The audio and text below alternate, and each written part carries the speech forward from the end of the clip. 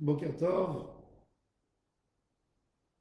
que ces paroles de Torah soient pour la guérison rapide de Raphaël Moshe Nissim Ben Kamil, que Kadosh Baruch Hu lui envoie une réfoua Shelema.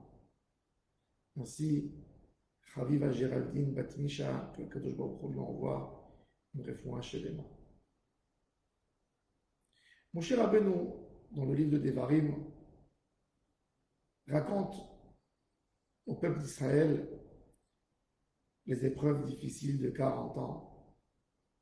Il leur raconte ce qui s'est passé avec leurs parents la deuxième année de la sortie d'Égypte, quand ils ont envoyé les explorateurs en Eretz Israël.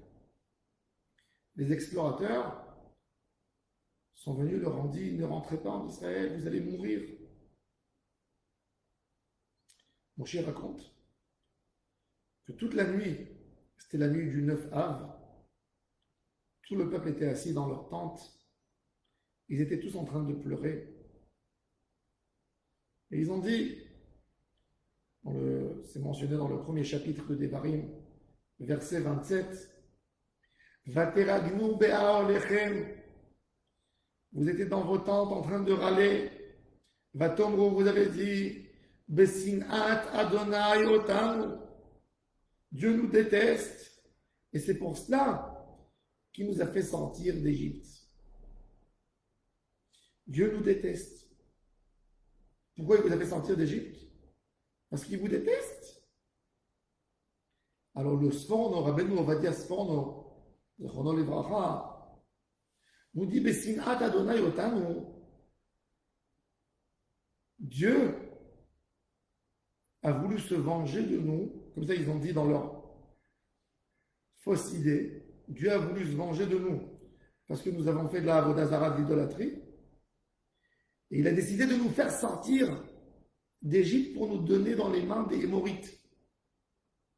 Comme ça il dit le Sforno. Comme ça il commente cette histoire. Le Rav Dessler, Zechat Tzadik Livracha, pose une question intéressante, que les paroles du Sforno ne s'arrangent pas du tout avec ce qu'on a l'habitude de dire, que Akadosh Baruch Hu a dit, vous avez pleuré gratuitement le 9 Av, la nuit du 9 Av, ben vous allez pleurer tous les 9 Av jusqu'à l'époque du Mashiach. On a eu des événements catastrophes le 9 Av. Le premier temple a été détruit le 9. Le deuxième temple a été détruit le 9. La première fois que les Juifs ont été expulsés d'un pays, c'était d'Angleterre. Avant l'expulsion des Juifs de France, c'était le 9 Av. L'expulsion des Juifs d'Espagne, 1492, le 9 Av. Le jour où la Première Guerre mondiale a commencé, c'était le 9 Av.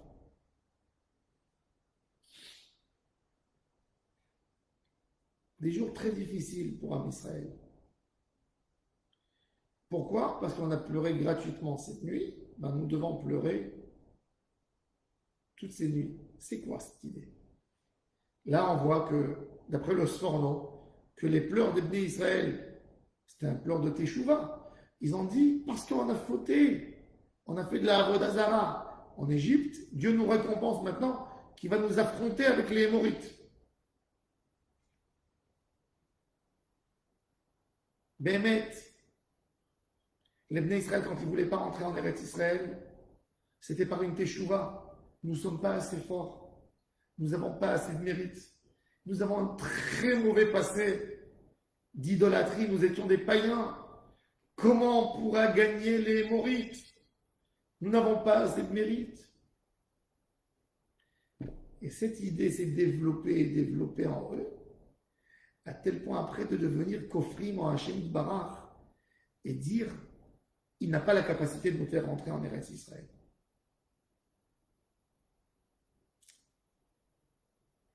Ça, c'était l'idée que le Sforno explique.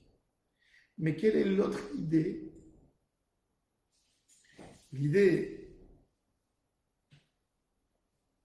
la plus dure qui peut s'installer dans le cœur d'un homme, c'est l'éloignement avec Akadosh Baruch Hu. Il faut savoir que tout juif a une étincelle extraordinaire dans sa neshama. Quand Kadosh Baruch Hu nous dit Ve'av biotam be'eretz oivehem lo me'astim ve'lo ge'altim lechalotam, que même quand un juif se trouve en bas, au plus bas possible, Kadosh Baruch Hu dit, j'ai jamais été dégoûté de mes enfants. Rabbeinu, dans l'écouter Moharan, dit, si un juif te dira où se trouve Akadosh Baruch Hu, dis-lui, il se trouve à Rome. Rome, c'était l'endroit où les juifs souffraient. Ou quelque part, Akadosh Baruch Hu n'a pas montré sa face, il s'est caché. Là-bas, Akadosh Baruch Hu, il y est. Dans l'endroit le plus bas, le plus obscur, Hashochen itam betor tum otam, Akadosh Baruch Hu, il est avec moi même dans les moments les plus durs, même dans un éloignement, je me suis éloigné, il est toujours là. Elle est où l'erreur de l'homme? C'est que l'homme sépare entre le soi et l'étincelle spirituelle qui est en lui. Il dit, l'étincelle spirituelle que j'ai en moi ne peut plus éclairer ma neshama. Et là, il tombe dans les plus grandes avérotes. Ça, c'est l'expression de la galoute qui est dans la neshama. Il y a une galoute physique qu'un homme est en Eretz Israël ou en exil, mais il y a une galoute de neshama que je me dis que l'étincelle divine ne peut plus éclairer en moi. Ça, c'est Shrinta begaluta, que la Shekhinah est en galoute. L'étincelle pure qui est en moi, je ne veux plus qu'il éclaire en moi.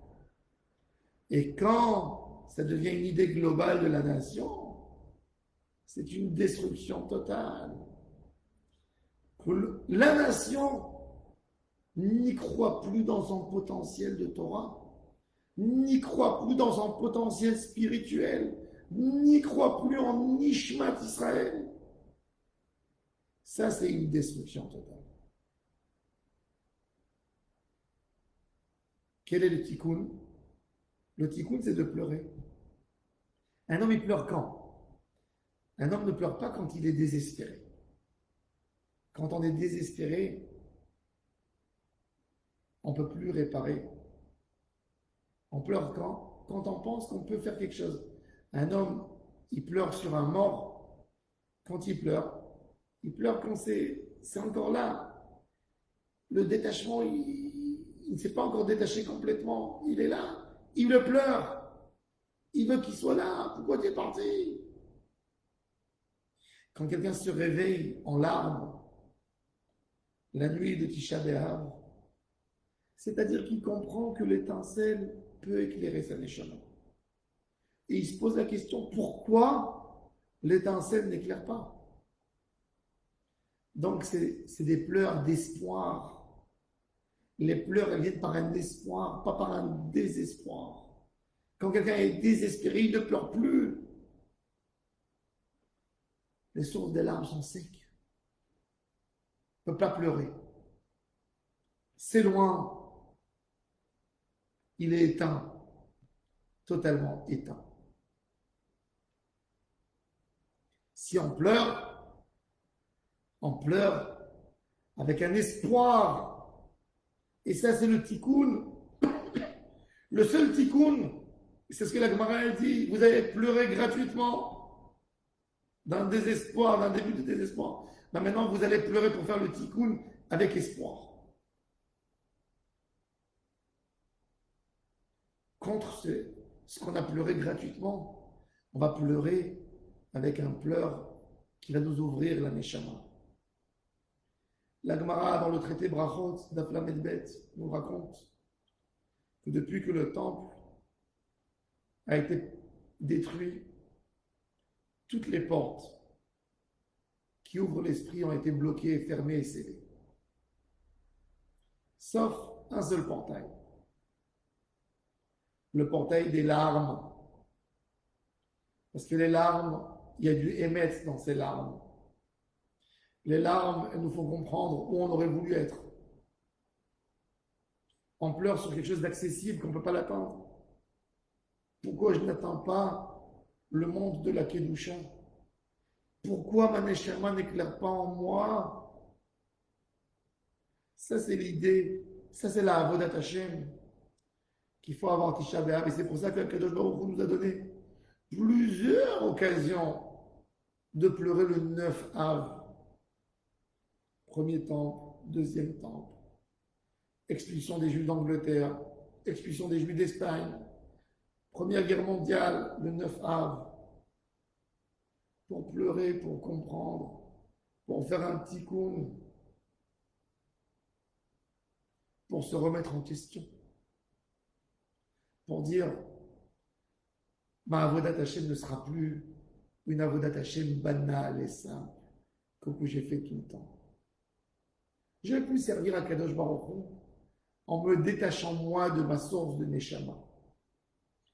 Je vais tout faire pour que ma Neshama éclaire en moi, pour que cette étincelle divine met une lumière extraordinaire et éclaire ma Neshama au plus profond. Ça, c'est la Avoda du 9 Av. Donc, il est vrai ce que le Sforno a dit, que Am Israël n'était pas conscient de la force d'Akadosh Baruch Hu et le Yetzer Hara leur a fait monter leur faute. Ça ne contredit pas. C'était le fait pourquoi ça a commencé l'éloignement. Quand quelqu'un fait une Avera, il dit le Baal Shem Tov. Qu'est-ce qu'il fait le Yetzer Hara, le mauvais penchant? Il va t'amener vers la faute. Fais la faute. Et quand l'homme aura fauté, il lui dira, tu es tellement loin de Dieu maintenant. Dieu ne veut plus te voir. Il ne peut plus te voir. C'est tellement sale, tu ne pourras rien faire. Et là, il coupe et il tue l'homme. Et il le sépare totalement de la Shekhinah. Ça, c'est le Yetzer Hara. Ça, c'est le plus grand Yetzer Hara qui nous dit, tu n'es plus valable. Tu as 60 ans, tu as 70 ans, tu es déjà grillé. Qu'est-ce que tu vas faire en 5 ans, en 10 ans? Qu'est-ce que tu vas faire? Oui, j'ai toujours un espoir. Toujours un espoir. Si un homme pleure, c'est-à-dire qu'il a compris qu'il peut, c'est à portée de main, et c'est pour ça qu'il pleure. Il pleure parce qu'il veut se rapprocher. Les larmes d'envie de se rapprocher à Hachem Yitbarach, il n'y a pas plus beau que ces larmes. C'est des larmes qui peuvent guérir toutes les maladies. Il y avait un tzaddik à Hébron, le cousin du Ben Ishraï, Rabbi Elia Omani, Zecher Tzadik et Kadosh Libracha.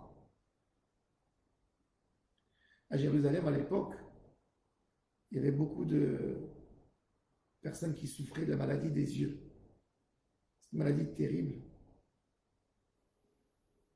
comme un virus qui attaquait les yeux, parce que leur eau n'était pas potable, les conditions de l'époque, les conditions d'hygiène, et ça mangeait l'œil. Et à Hébron, personne des enfants souffrait de ça, parce que dès que les mamans elles avaient un enfant qui était malade, elles allaient chez Rabbi Elia Omani, et Rabbi Elia Omani leur versait quelques gouttes dans les yeux et ça guérissait. Et plus jamais dans leur vie, ils souffraient de ça. Et à Jérusalem, ils ont entendu qu'à Hébron, Rabbi Elia Omani a des gouttes spéciales qu'il mettait sur les yeux. Et donc, quelqu'un qui était malade à Jérusalem, on l'envoyait à Hébron, chez Rabbi Elia Omani, pour qu'il lui donne des gouttes. Et c'était connu à Jérusalem.